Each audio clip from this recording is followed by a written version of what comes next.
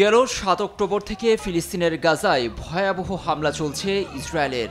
এই হামলায় প্রাণহানি ছাড়িয়েছে ৩৯,০০০। উপত্যকা জুড়ে শুধুই ধ্বংসস্তূপ, বাতাসে লাশের গন্ধ। ইসরায়েলি বাহিনীর আগ্রাসন বন্ধে আরবসহ ইউরোপের অনেক দেশেই প্রধানমন্ত্রী নেতানিয়াহুকে চাপ দিয়ে আসছে।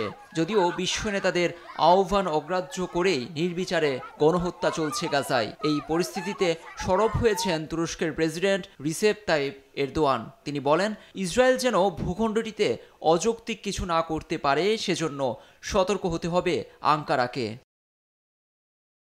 রোববার এরদোয়ান তার নিজ শহর রিজেতে একে পার্টির বৈঠকে দেয়া ভাষণে আরও বলেন, অতীতে আজারবাইজানের নাগোর্নো কারাবাখ এবং লিবিয়াতে যেভাবে প্রবেশ করেছিল তুরস্ক, এবার ইসরায়েলেও সেভাবে ঢুকতে পারে তার দেশ। যদিও তিনি কী ধরনের হস্তক্ষেপের ইঙ্গিত দিয়েছেন তা স্পষ্ট করেননি তুর্কি প্রেসিডেন্ট।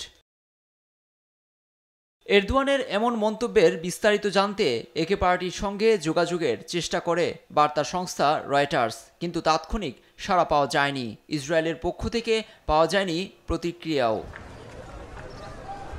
বিতর্কিত নাগোর্নো কারাবাখ ইস্যুতে আজারবাইজান এবং আর্মেনিয়ার মধ্যে চুক্তিতে ভূমিকা রাখে তুরস্ক। লুৎফর কবির, নিউজ ডেস্ক, দেশ টিভি।